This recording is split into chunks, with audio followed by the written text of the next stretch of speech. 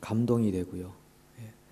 이런 성가대의 찬양 소리를 들으면서 운명하면 좋겠다 하는 생각이 들었습니다. 우리가 하나님 나라로 갈 때 이런 성가대의 풍성한 영적인 노래를 들으면서 눈을 감을 수 있다면 얼마나 행복하겠습니까? 돌아가신다 그러니까 또 기분이 나쁘신가 보네. 누구나 다 우리 주님께로 가야 되는 거 아니겠습니까? 우리 장례식 하면은 성가대원들이 오셔서 찬송을 하시거든요. 참 위로가 되고 은혜가 되고 너무너무 좋던데, 여러분 주님 만나러 이제 가실 때 이런 아름다운 찬송 소리를 듣고 가는 복이 있기를 원합니다. 약 2주 전에 한국에 있는 어떤 신학교에서 이런 일이 있었습니다. 신학대학원을 다니는 학생이 채플 시간에 기도 순서를 맡았는데 기도를 다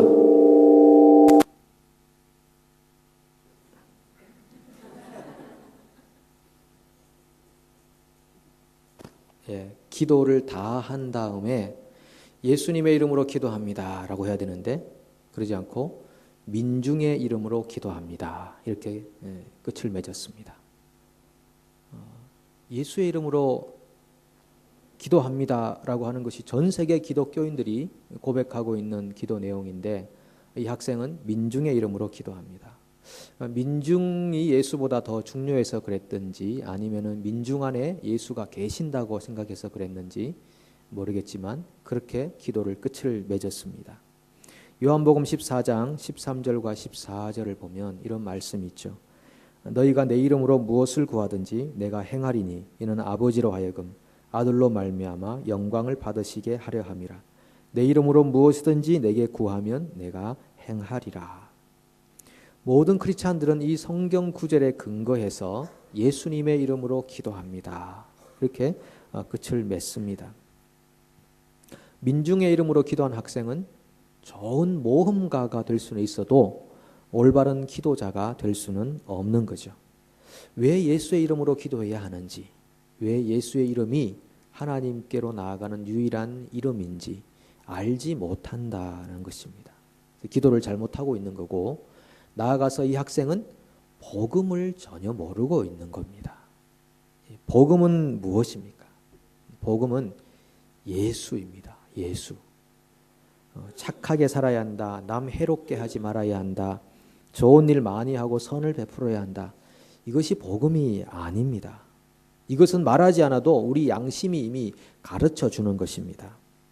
양심이 파괴되지 않은 이상 모든 인간은 자동적으로 압니다. 무엇을 해야 하고 무엇을 하지 말아야 하는지 아는 거죠. 그래서 죄가 무엇인지 알려주는 것을 복음이라고 하지 않습니다. 법만 있으면 충분합니다. 죄를 알기 위해서는 법만 있으면 충분한 거죠. 그래서 복음이란 것은 내가 무엇인가를 더 하고 말고의 그런 차원에서 주어진 것이 아니고 예수께서 우리를 위해 무엇을 하셨나, 이것이 복음이라는 것입니다. 예수님께서 우리에게 하신 일 크게 두 가지입니다. 첫 번째는 죄의 결과에서 자유케 하셨고 두 번째는 죄의 권세에서 자유케 하셨습니다. 죄의 결과는 사망이지 않습니까? 사망에서 생명으로 우리를 옮겨 놓으신 일이고 두 번째 죄의 권세, 죄의 유혹, 그것을 거절할 수 있고 거부할 수 있는 능력을 우리 속에 부어주셨습니다. 우리가 예수님의 은혜를 잊기 전에는 우리 양심이 죄의 그 권세를 뿌리칠 수가 없었습니다. 그런데 예수가 우리에게 허락해 주신 은혜는 그 죄의 권세를 뿌리칠 수 있는 경건의 능력을 주셨다는 것이죠. 근데 이쯤에 가면 우리가 직면할 수 있는 딜레마가 하나 있는데 그것은 나는 예수를 믿고 있는데 계속해서 죄를 짓고 있는데요? 라고 하는 물음입니다. 나는 예수를 믿고 있는데 예수를 믿는다면 죄의 결과로부터 구원을 얻고 죄의 권세로부터 구원을 얻는데 그런데 제 속에는 여전히 죄와 더불어 사는, 죄와 타협하여 사는 삶이 지속적으로 있습니다. 어떻게 된 일이죠? 라고 묻는 물음이 있을 수 있습니다.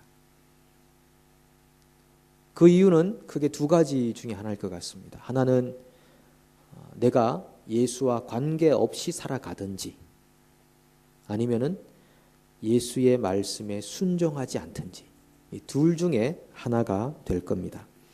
오늘 읽은 이 본문 말씀은 에디오피아 내시가 빌립에게 복음을 전하는 그런 내용입니다. 그리고 세례받는 장면이 나오는데 빌립이 에디오피아 내시에게 전했던 복음을 한마디로 예수라고 하는 것입니다.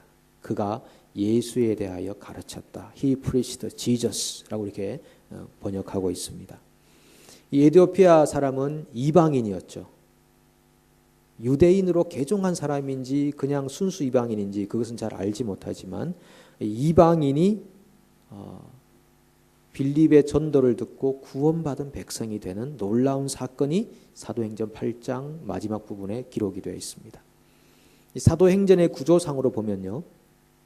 성령이 임하면 너희가 예루살렘과 온 유대와 사마리아와 땅끝까지 이르러 내 증인이 되리라 이렇게 말씀하셨는데 우리가 읽었던 26절 이하 이전의 말씀을 보시면은 사마리아에서 어떤 일이 일어났는지를 보여줬습니다. 사마리아에서 빌립의 전도로 많은 사람이 예수를 믿게 되었다. 구원을 얻었다. 그리고 오늘 본문에 보시면은 순서상으로 보면은 사마리아와 땅끝이니까 땅끝에 속하는 이방인의 구원이 어떻게 이루어졌는지를 우리에게 표본적으로 보여주고 계시는 것이죠. 그래서 예루살렘에서도 유대 땅에서도 사마리아에서도 땅끝에서도 모두 동일하게 예수의 이름으로 사람이 구원을 받더라. 예수를 믿어서 구원을 받더라. 이것을 사도행전이 강력하게 우리에게 증거해 주는 것입니다. 에디오피아의 여왕 간다게의 내시가 예루살렘에 예배하러 왔다. 이렇게 표현합니다. 이 간다게라는 것은 사람 이름이 아니고 이집트의 파라오처럼 여왕을 호칭하는 그런 이름인데 한 여왕의 내시, 재무장관, 굉장히 부도 있고 권력도 있는 그 핵심 인물이 예루살렘에 와서 하나님을 예배했다라고 표현합니다. 어떻게 이런 일이 있었을까? 이 에디오피아는 성경에 구스라는 이름으로 동일하게 등장하는데요. 이 구스에 대한 이야기가 오래전부터 성경 초반부터 많이 기록이 되어 있습니다. 이집트와 같이 오래된 역사를 가진 BC 3000년 경전부터 역사를 기록하고 있는 나라가 구스라는 나라인데 여러분이 잘 아시는 인물은 스바 여왕이라고 아실 것입니다.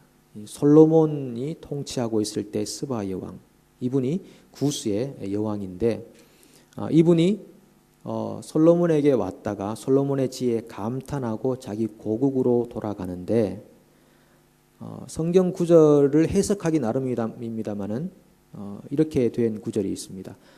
그녀가 솔로몬에게 원하는 것을 다 얻어서 갔더라. 이렇게 좀 의역해 놓은 구절이 있는데 학자들은 이것을 설명하기를 솔로몬의 씨를 가지고 갔을 것이다 라고 합니다. 그래서 기록에 의하면은 솔로몬과 이 스바 여왕 사이에 난 아들이 그 나라의 왕이 되고 왕조를 이루었다라고 표현합니다.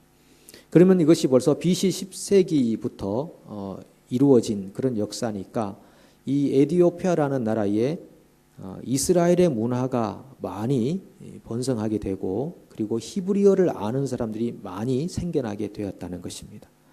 그래서 에디오피아가 예전부터 율법을 가지고 있었다는 입증과 자료들이 많이 이렇게 나타나고 있는데 아마 솔로몬 당시 그때부터 이 에디오피아에 하나님을 예배하는 관습들이 있었을 것이다 라는 것이죠. 그래서 이 에디오피아 내시는 국가의 아주 중요한 인물임에도 불구하고 히브리어를 알 정도로 히브리 문화에 익숙하고 그리고 절기를 맞이하여 예루살렘에 예배하러 갈 수 있는 그런 상황이 발생하게 되었다라는 것이죠. 그래서 이분이 예배를 마치고 돌아가는 길에 히브리어로 된 구약 성경을 수레를 타고 읽고 가고 있습니다. 그때 빌립이 다가가서 지금 읽고 있는 것을 깨닫습니까? 그러니까 아니 제게 가르쳐주는 사람이 없으니까 잘 이해를 못하겠습니다. 좀 올라와서 저를 가르쳐 주십시오 라고 이렇게 부탁합니다. 그가 읽고 있었던 그 성경 구절이 공교롭게도 이사야 53장 7절 이하에 있는 말씀들이었습니다. 자, 그가 읽었던 그 구절을 보시면서 여기서 여러분 반복되고 있는 단어가 뭔지를 한번 찾아보십시오. 자, 집중해서 한번 제가 읽어보겠습니다.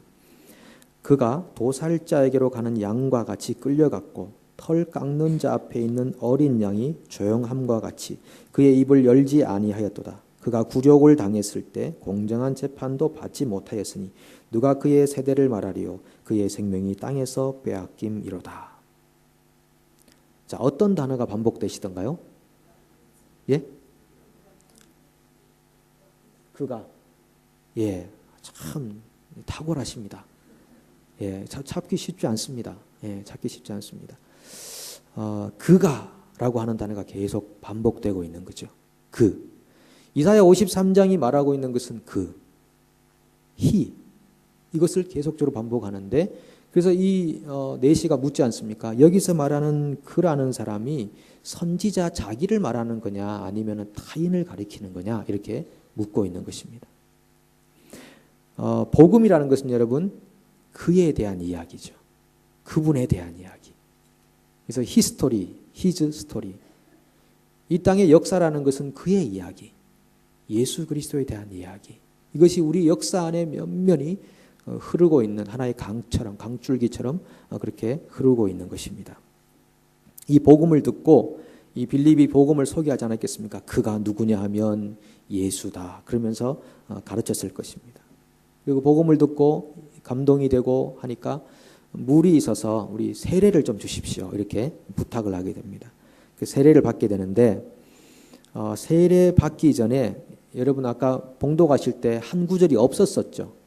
예, 37절 이건 없음인데 저는 여러분들이 없음이라고 읽을 줄 알았는데 다음 구절을 읽으셨어요. 37절을 다른 사본에 이렇게 기록이 되어 있습니다.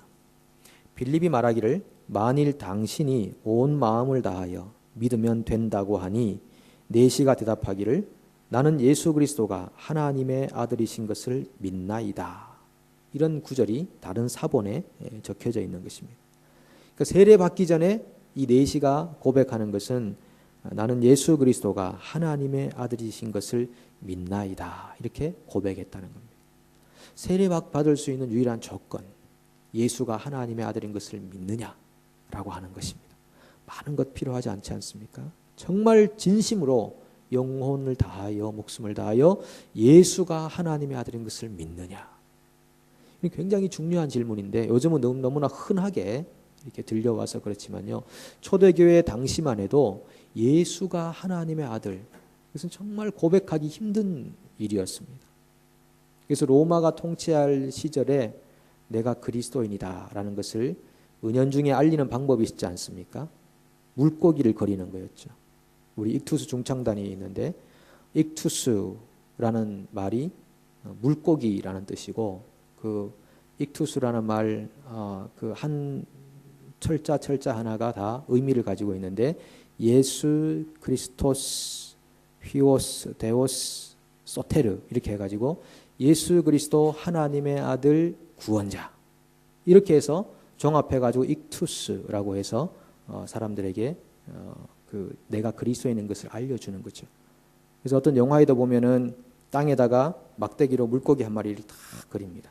그러면은 아 네가 그리스도인이구나. 나도 그리스도인이다. 이렇게 표현하는데 그리스도인이 되는 유일한 길 예수가 하나님의 아들 구원자인 것을 믿습니다. 하는 고백이 되는 것이죠.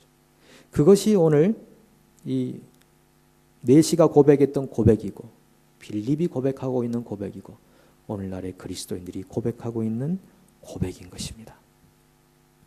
그렇다면 여러분 누군가 여러분에게 오셔서 예수에 대해서 얘기 좀 해주십시오 라고 했을 때 한 10분간 쉬지 않고 말할 수 있으시겠습니까? 예수에 대해서 얘기해 주십시오. 10분간 쉬지 않고 말씀이 가능하실까요? 그것보다는 우리는 교회 생활에 대해서 얘기해 주십시오. 그러면 한 열흘 더 말할 것 같습니다. 교회 생활은 이렇게 해야 되고 저렇게 해야 되고 교회 생활이 복음은 아니거든요. 중요한 것은 예수가 누군가 내게 있어서 예수님이 어떤 분인가 이것을 설명할 수 있는 것입니다. 제가 한번 생각해 봤습니다. 만약에 제가 300페이지 되는 정도 되는 책을 쓴다면, 예수에 대한 이야기를 쓴다면 어떻게 쓸 수 있을까? 제가 몇 가지 한번 적어 봤습니다. 하나님의 아들이시다. 우리를 사랑하신다. 우리 죄를 용서하셨다. 우리를 위해 기도하신다. 사망을 극복하고 생명을 얻게 하셨다. 영원한 천국을 허락해 주셨다. 우리와 동행하신다. 우리에게 말씀해 주신다. 우리의 어려움을 극복하게 하신다. 우리 옆에 항상 계신다. 외롭지 않게 하신다. 슬픔을 위로해 주신다. 진정한 즐거움을 경험케 하신다. 우리의 필요를 채우신다. 우리의 신음소리에도 응답하신다. 죄의 유혹이 올 때 거절하도록 힘을 주신다. 올바른 인간의 삶을 살도록 우리의 생각에 영향을 주신다. 바람직한 결정을 하도록 유도하신다. 우리의 기도를 하나님께 가져가신다. 마음의 평안을 주신다. 위기에서 건져주신다. 믿음이 떨어지지 않게 도와주신다. 믿으시면 아멘 하십시오.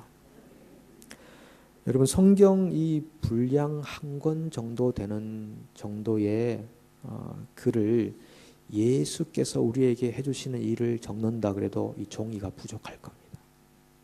그만큼 많은 은혜를 우리가 지금도 예수님에게 받고 있다는 것입니다.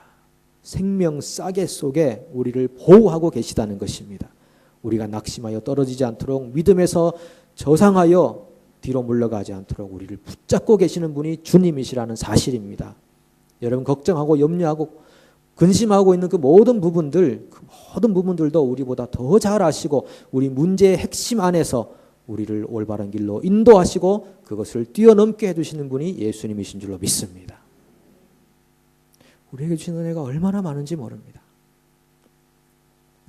그런데 여러분, 이 유대인도 아닌 에디오피아 내시가 예루살렘에 와서 예배를 드린 것, 이건 조금 전에 설명드린 대로 그 상황이었는데 이 일도요, 알고 보면 하나님의 말씀의 성취로 일어난 것입니다. 이사야 18장 7절에 이런 말씀이 있습니다. 그때 강들이 흘러나누인 나라에 장대하고 준수한 백성, 곧 시초부터 두려움이 되며 강성하여 대적을 밟는 백성이 만군의 여호와께 드릴 예물을 가지고 만군의 여호와의 이름을 두신 곳 시온산에 이르리라.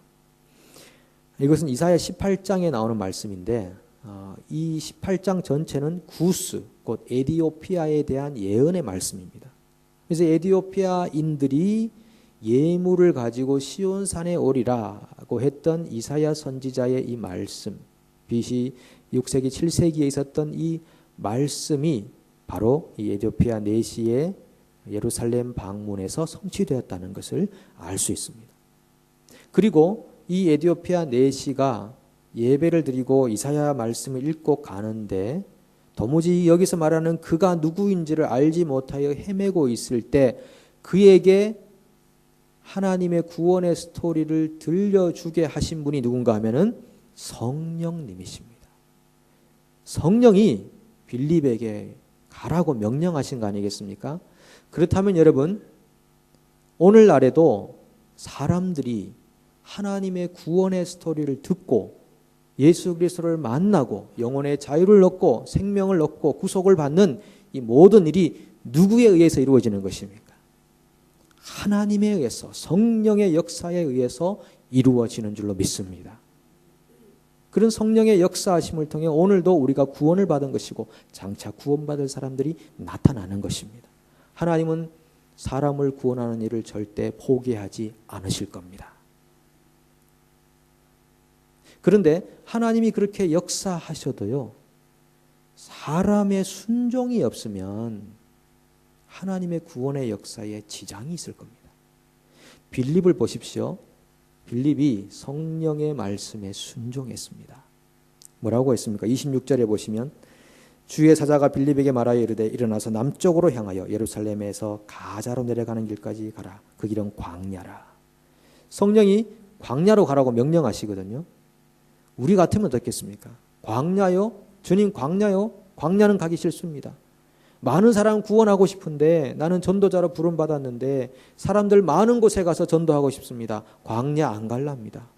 이렇게 말할 수 있을 것 같습니다. 근데 빌립이 성령의 음성에 순종해서 광야로 내려갑니다. 거기에 누가 있겠습니까? 광야에. 그런데 순종해서 광야로 갔습니다. 29절에 성령이 빌립더러 이르시되 이 수레로 가까이 나아가라. 수레로 가까이 나아가라. 예, 접근하여 갑니다. 29절에 둘이 물에서 올라올새 주의 영이 빌립을 이끌어 간지라. 내시는 기쁘게 길을 가므로 39절입니까? 그를 다시 보지 못하니라. 물에서 올라와서 또 주의 영이 빌립을 다른 곳으로 이끌어 가게 되었습니다. 그러니까 빌립은 성령이 주시는 음성들에 순종하며 살았다. 순종할 때 누군가의 영혼이 구원을 받는다라고 하는 것입니다. 내가 하고 있는 그 순종이 하나님의 구원 역사에 참여하는 일이 된다라고 하는 것이죠. 여러분, 제가 복음에 대한 말씀을 드릴 때 복음은 예수다라고 말씀드렸는데, 그러면 우리 사람들은 이런 생각을 가질 수 있습니다. 그럼 우린 뭔가? 우린 도대체 뭐란 말인가? 우리가 복음에 참여할 수 있는 방법은 없단 말인가? 우리가 복음에 참여할 수 있는 방법은 말씀드린 순종을 통해서입니다. 복음은 하나님께서 다 만드신 것입니다. 그런데 이 복음의 역사에 인간이 참여할 수 있는 길은 순종입니다. 순종할 때 하나님의 구원의 역사가 이 땅에 일어나는 거죠. 한 영혼이 구원을 받고 두 사람이 구원을 받고 그렇게 되는 것입니다. 우리가 순종하지 않는 불순종이 오늘 우리가 경험하고 있는 죄의 핵심입니다. 우리가 예수를 믿게 되면 성령이 우리 안에 거주하지 않겠습니까? 그럼 성령이 우리 안에서 들려주는 음성들이 굉장히 많습니다. 가끔 여러분 살아가시다가 떠오르는 생각이 있으시죠? 생각이 성령이 주는 음성인 줄 아십니까? 내가 혹시 그렇게 해야 되지 않을까? 내가 혹시 이렇게 해야 되지 않을까라고 떠오르는 생각이 있으시죠? 그 생각이 성령이 주는 음성인 줄을 여러분 자각을 해보셨습니까? 그렇게 우리 가운데 많은 생각을 주시고 음성을 주시는데 죄는 뭐냐 하면 그 음성에 불순종하는 것입니다. 아니야 그렇게 하면 안 할 거야, 그렇게는 안 돼 라고 스스로 억눌러 버리는 것입니다. 그것을 불순종이라고 말하는 것이죠. 그런데 만약 우리가 성령께 우리 마음 가운데 들려오고 생각 속에 들려주시는 그 성령의 음성에 순종을 하게 되면 누군가가 우리의 순종을 통해 구원을 받게 되어 있다는 것입니다. 로마서 5장 16절에서 이렇게 말씀하십니다.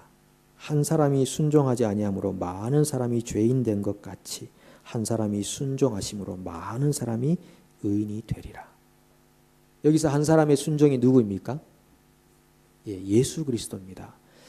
아담 한 사람이 불순종해서 모든 사람이 죄인이 되었습니다. 그런데 예수님 한 사람이 순종함으로 많은 사람이 의인이 되는 것입니다. 순종할 때 의인되는 역사가 일어난다. 자기도 의인되지만 다른 사람들도 의인되게 만드는 거죠. 베드로전서 3장 1절에 이런 말씀이 있습니다. 우리 같이 한번 읽어볼까요? 아내들아 이와 같이 자기 남편에게 순종하라. 이는 혹 말씀을 순종하지 않는 자라도 말로 말미암지 않고 그 아내의 행실로 말미암아 구원을 받게 하려 함이니. 자, 이 말씀을 읽을 때 우리 아내들은 좀 기분이 많이 상하는 경우가 있습니다. 내가 순종할 만해야 남편에게 순종하지. 만약에 성경을 쓰려면 아내들아 이와 같이 순종할 수 있는 남편에게 순종하라.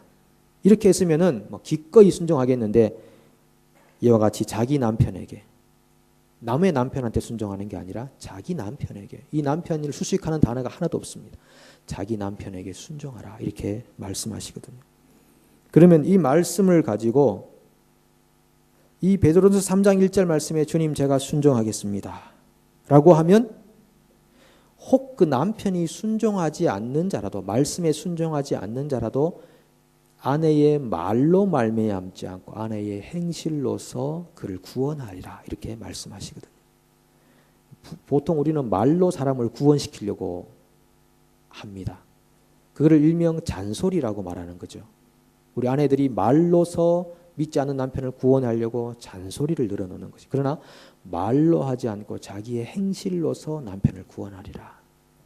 제가 어떤 분이 써놓은 이 간증 스토리 하나 읽은 적이 있는데요. 어떤 부인이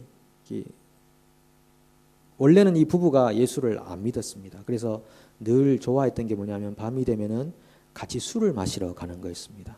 술집에 가서 두 사람이 만치기도 하고 3, 4, 5 가서 친구들하고 마시기도 하고 이제 그랬는데 어쩌다가 이 여자분이 예수를 믿게 되어 버렸어요. 그래서 이제 구원을 경험하고 은혜를 받고 보니까 술집에 가는 것이 영 못마땅하게 생각되었습니다. 그래서 고민을 하다가 남편한테 술집에 안 갔으면 좋겠다라고도 몇 번 얘기했지만은 이 남편은 아직 예수를 알지 못하니까 술집에 가는 걸 여전히 즐깁니다. 그래서 아내가 고민을 한참 하다가